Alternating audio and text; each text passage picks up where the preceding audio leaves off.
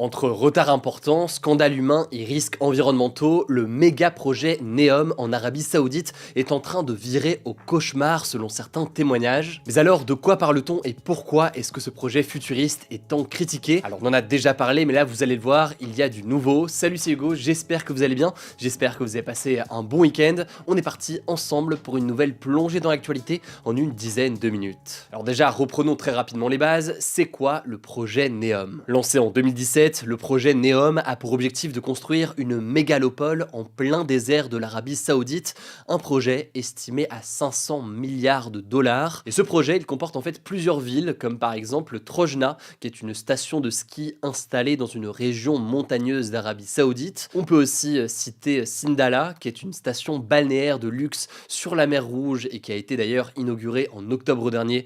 On en avait parlé à l'époque. Mais le projet le plus important, ça reste tout de même The Line. The Line, c'est donc une ville futuriste construite en plein désert. Ce projet, il prend la forme d'une ligne sur environ 170 km de long dans la région nord-ouest du pays. La ville, qui doit ouvrir en 2030, devrait se présenter sous la forme de deux buildings gigantesques, espacés de 200 mètres et hauts de 500 mètres, le tout avec des miroirs comme parois. Selon ses promoteurs, la ville prévoit par ailleurs une faible empreinte carbone et un faible impact environnemental, mais cet objectif, vous l'imaginez, il est complètement remis en question. On va voir tout ça dans un instant. A noter que tous ces projets, ils font partie du plan Vision 2030, un plan lancé en 2016 par le dirigeant saoudien Mohamed Ben Salman. L'objectif affiché, c'est de faire de l'Arabie Saoudite une nouvelle destination de tourisme international, comme ça peut être le cas par exemple pour Dubaï aux Émirats Arabes Unis. C'est l'objectif aussi de développer et de diversifier son économie, alors qu'aujourd'hui l'Arabie Saoudite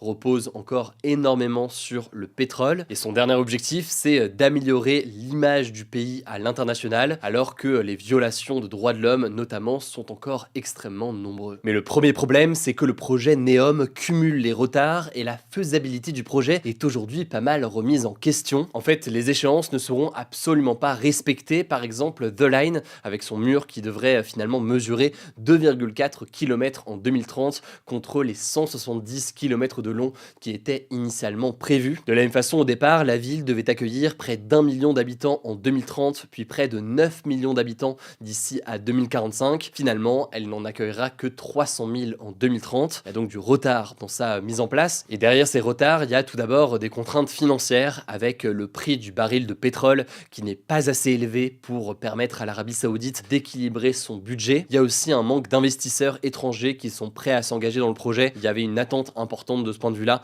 et finalement, eh bien, il y a moins d'investissement que prévu. Mais ça en soi, c'est pas nouveau, c'est-à-dire qu'on a déjà eu l'occasion d'en parler il y a quelques mois. En dehors de ces problématiques financières, NEOM cumule aussi des scandales et des accusations concernant les conditions de travail et les droits humains. Alors, de quoi parle-t-on? Eh bien, fin décembre, le quotidien américain du Wall Street Journal a sorti une longue enquête sur les conditions de travail des 100 000 travailleurs mobilisés sur le site de NEOM et qui viennent principalement de pays d'Asie du Sud. Parmi ces pays, on retrouve le Pakistan, le Bangladesh ou encore les Philippines. Alors, même si les autorités affirment qu'il s'agit d'incidents à la marge, cette enquête du média américain révèle des cas de viol collectifs, des tentatives de meurtre et des affaires de trafic de drogue sur le site. Par ailleurs, les accidents routiers seraient très fréquents sur le chantier, avec notamment un enfant de 8 ans qui aurait été vu en train de conduire un camion. Celui-ci aurait percuté une camionnette transportant 2 personnes travaillant pour NEOM, causant la mort d'une personne. Mais plus largement, en fait, les véhicules ne seraient pas suffisamment entretenus, le code de la route ne serait pas suffisamment respecté, avec des conducteurs roulant à contresens sur les routes et au-delà des vitesses autorisées suite à un manque de contrôle. A noter qu'une campagne de sécurité routière a été lancée depuis, ainsi que des formations, dans l'objectif de réduire justement ces accidents. Pour ne rien arranger, d'après des employés actuels et des anciens employés du projet NEOM, il y a aussi un manque d'investissement dans les services d'urgence malgré tous ces problèmes. Il y a des délais qui sont parfois très longs alors que le site est isolé, puisqu'on l'a dit, beaucoup des travaux sont au milieu du désert. Alors là aussi, un hôpital et des ambulances ont été mis en place depuis pour tenter de remédier à ce problème et à cette situation. Mais selon des employés actuels et anciens interrogés par le journal, en une semaine au mois de novembre, NEOM a signalé 5 décès sur les lieux de travail et sur les routes. Alors comme c'est le cas souvent sur ces projets qui sont extrêmement ambitieux et qui sont dans des conditions difficiles, la population qui vient pour travailler sur ces chantiers chantier se retrouvent très souvent dans des conditions absolument désastreuses, que certaines ONG considèrent d'ailleurs être une forme d'esclavage moderne. Par ailleurs, d'après les informations qui ont été communiquées par les autorités indiennes, bangladaises et népalaises, et qui ont été révélées dans un documentaire britannique sorti récemment, que je vous mets directement en description, 21 000 de leurs ressortissants travaillant en Arabie Saoudite sont morts depuis 2016, donc l'année du lancement du projet Vision 2030. Mais en dehors des questions de conditions de travail, ce projet fait aussi face à un scandale humain qui concerne le déplacement forcé de tribus locales. C'est le cas plus précisément des Owaita qui se sont opposés au projet. En 2020, l'un des membres de la tribu qui avait lancé une campagne pour critiquer le gouvernement saoudien avait finalement été tué par balle par les forces de sécurité saoudiennes, des forces de sécurité qui ont aussi expulsé de force les membres de cette tribu. Bon, enfin je le disais, même si ça paraît assez évident, mais le côté écologique de ce projet, et notamment de The Line, est forcément remis en question, déjà parce que ça paraît quasiment impossible de construire dans le désert une ville aussi importante à partir de rien, et ce sans avoir une empreinte carbone colossale, mais aussi parce que la structure du projet pourrait poser de nombreux problèmes dans les environs, notamment pour les animaux. En effet, avec ces hauts murs en miroir, certains estiment qu'il y a des risques pour les oiseaux qui se retrouveraient donc dans cette région et qui passent donc par ce désert. Alors, même si les autorités saoudiennes aujourd'hui tentent de rassurer sur la faisabilité du projet, la démission en novembre du PDG de Neom a pas mal inquiété, même si les raisons de son départ n'ont pas été précisées. Selon le Wall Street Journal, il avait eu des comportements inappropriés. Les retards et les surcoûts du projet seraient aussi liés à son départ. Voilà donc pour ce sujet, je vous mets des liens en description pour en savoir plus. Au passage, pour tous les nouveaux, et alors qu'on démarre une nouvelle année, je vous rappelle que ce format des actus du jour, il est aussi disponible en podcast audio. N'hésitez pas à vous abonner. Vous tapez Hugo Décrypte, vous abonnez sur Spotify, Apple Podcast ou autre. Ça vous permet de recevoir comme ça le podcast et de tester éventuellement en version audio. Et au passage, cette semaine sur la chaîne, on va parler de beaucoup de sujets. On va parler de Nicolas Sarkozy, on va parler de Charlie Hebdo, de beaucoup de sujets en France et à l'international.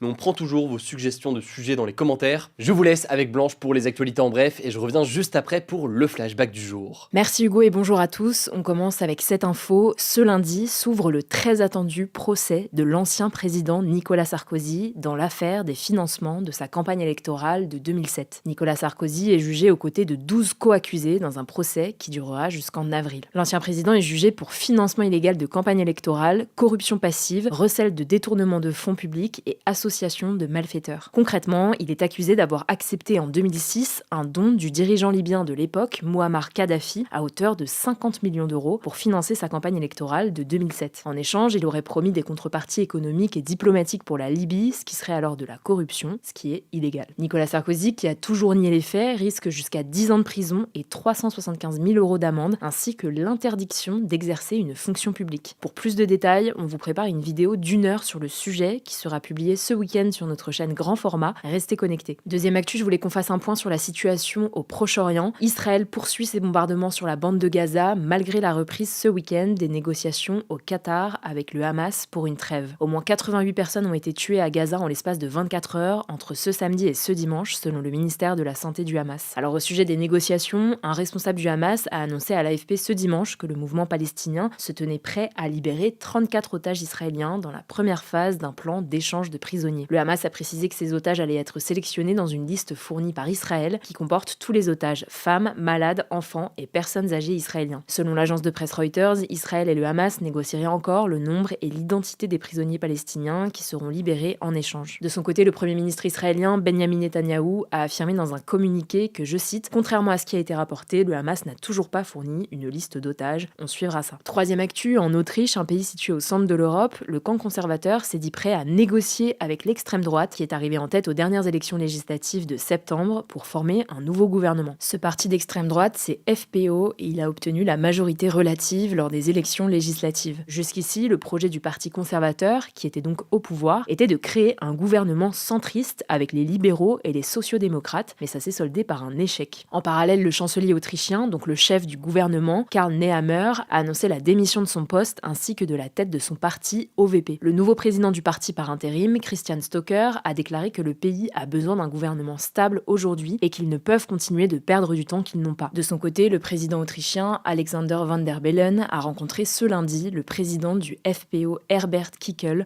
pour discuter de la nouvelle situation. À noter que le rôle du président autrichien est principalement honorifique et symbolique. Quatrième actu, 55 ans après son ouverture fermeture en 1970, le parc Marineland d'Antibes, dans le sud de la France, qui est le plus grand parc marin d'Europe, a définitivement fermé ses portes ce dimanche. La raison de cette fermeture, c'est la baisse de fréquentation du parc depuis quelques années, mais surtout une loi de 2021 qui interdit à partir de 2026 les spectacles mettant en scène des cétacés, donc les mammifères aquatiques comme les dauphins ou les orques par exemple. L'ancien directeur du parc, Mike Riddle, a fait part de sa grande tristesse devant une fermeture qu'il considère comme un naufrage, estimant que les animaux ne sont pas malheureux dans le parc. Cette affirmation, elle est contredite par des associations de défense des animaux, notamment l'association One Voice, qui estime que les orques du parc ne se sont jamais adaptés à la vie en captivité. Alors le sort des animaux du parc n'est pas encore bien établi et plusieurs options ont été étudiées. En novembre, il avait été envisagé d'envoyer les 2 orques de Marineland dans un parc au Japon. Le gouvernement s'y était opposé face aux réglementations moins poussées dans le pays sur le bien-être animal. Marineland a affirmé dans Le Parisien qu'il étudiait plusieurs pistes de parcs qui respectent les standards européens sur le bien-être animal. Les associations, elles, sont plutôt en faveur d'un transfert vers un sanctuaire au Canada, mais qui ne serait pas encore opérationnel selon Marineland. Les autres animaux, loutres, requins, dauphins, tortues, etc., seront éparpillés dans des zoos et réserves animales au cours des mois à venir. Cependant, des associations craignent des euthanasies face au manque de place des zoos en Europe. 5e actu, New York est devenue ce dimanche la première ville américaine à introduire une taxe sur les embouteillages à destination de son public. Les automobilistes qui souhaitent passer en voiture dans le centre-ville doivent désormais payer une taxe qui va de 2,25 $ en heure creuse à 21,60 $ pour les cars touristiques en heure de pointe. Les pouvoirs publics locaux prévoient d'augmenter progressivement cette taxe au fil des années. Le but de cette sorte de péage urbain, c'est de désengorger la ville et limiter les embouteillages, mais aussi limiter la pollution en centre-ville et financer les transports publics new-yorkais, tout en incitant le public à les utiliser. Cette mesure, elle est en projet depuis 2007, mais elle est loin de faire l'unanimité. Les résidents et les élus écologistes l'accueillent avec joie, mais les taxis, notamment, estiment que cette mesure risque de les précariser et qu'elle va peser lourdement sur les classes moyennes et ouvrières. Pour la gouverneure démocrate de l'État de New York, cette mesure devrait rapporter autour de 15 milliards de dollars qui seront réinjectés dans les transports publics. 6e actu, la liste des 26 streamers qui vont participer au marathon de streaming caritatif Stream for Humanity d'Amin Mathieu a été dévoilée ce dimanche soir. On y retrouvera notamment Squeezie, Bagheera, Inoxtag et Michou, Billy ou encore Magla. Stream for Humanity, c'est donc sur le même modèle que le Z-Event et il vise à récolter des fonds pour les victimes de conflits à travers le monde comme en Palestine ou au Congo. L'événement aura lieu du 17 au 19 janvier. 7e actu rapidement, le Premier ministre du Canada, Justin Trudeau, a annoncé ce lundi sa démission lors d'une conférence de presse. Le dirigeant canadien devrait rester à son poste jusqu'à ce qu'un remplaçant soit choisi par son parti. En fait, le Canada est confronté à une grave crise politique, Justin Trudeau étant très fragilisé, notamment au sein de son propre parti. Il est aussi vu comme responsable de la forte inflation qui frappe le pays et de la crise du logement et des services publics. Au pouvoir depuis 9 ans, Justin Trudeau aurait dû rester Premier ministre jusqu'en octobre 2025, date à laquelle se tiendront les prochaines élections fédérales canadiennes. Il avait annoncé qu'il se représenterait, mais avait beaucoup de retard dans les sondages par rapport à son concurrent conservateur, Pierre Poilievre. Et enfin, dernière actu, les Golden Globes, une cérémonie de remise de prix américaine qui récompense les films et séries, s'est tenue dans la nuit de dimanche à lundi. La comédie musicale française Emilia Pérez ressort grande victorieuse de cette soirée avec 4 prix, dont celui du meilleur film comique ou de comédie musicale. Le drame historique The Brutalist a remporté 3 prix, dont celui de la meilleure réalisation. C'est un film qui suit le parcours d'un architecte hongrois juif qui migre aux États-Unis avec sa femme pour vivre le rêve américain après avoir survécu au camp de la mort lors de la Seconde Guerre mondiale. Sa sortie française est prévue pour le 12 février. Autre point fort de la soirée, l'actrice américaine Demi Moore, 62 ans, a remporté le prix de la meilleure actrice dans un film comique ou de comédie musicale pour The Substance. Le film franco-letto-belge Flow a aussi remporté le prix du meilleur film d'animation. Côté série, c'est Shogun qui a été la plus récompensée avec 4 prix. Merci Blanche, on termine donc avec le flashback du jour. Il y a 4 ans, le 6 janvier 2021, des centaines de supporters de l'ancien président américain Donald Trump